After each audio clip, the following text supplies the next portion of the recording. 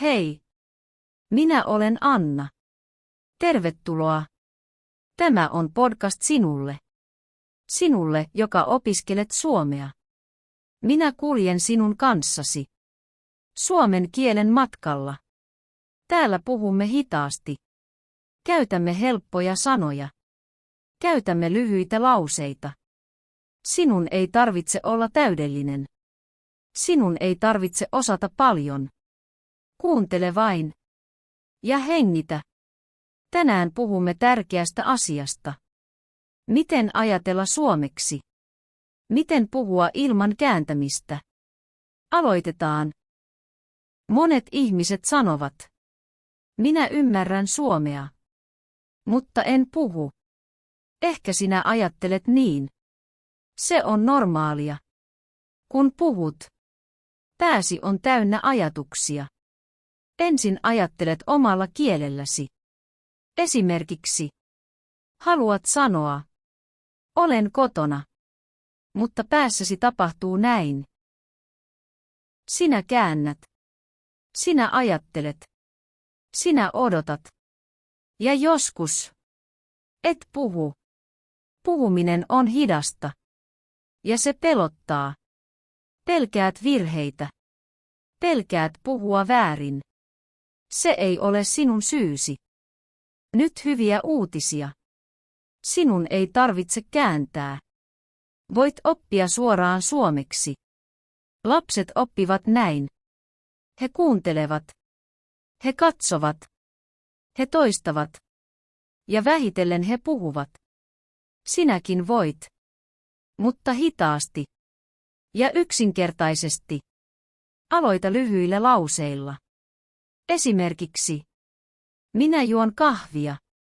Älä käännä. Ajattele kahvia. Kuppi.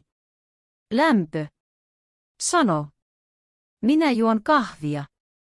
Hyvä. Toinen lause. Minä menen kotiin. Näe ovi. Näe koti. Sano. Minä menen kotiin. Vain suomea. Ei muuta. Nyt pieni harjoitus. Kuuntele ensin. Sitten toista. Minulla on nälkä. Minulla on nälkä. Hyvä. Minä olen väsynyt. Minä olen väsynyt.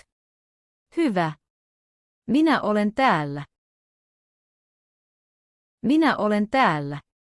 Se riittää. Lyhyet lauseet. Helpot sanat. Ajattele nyt kuvilla.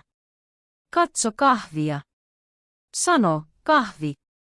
Katso tuolia. Sano, tuoli. Katso ihmistä. Sano, ihminen. Älä ajattele omaa kieltäsi. Katso vain. Ja sano sana. Näin aivot oppivat. Monet ihmiset pelkäävät. Mutta virheet ovat hyviä. Virheet auttavat oppimaan. Kaikki tekevät virheitä. Myös suomalaiset.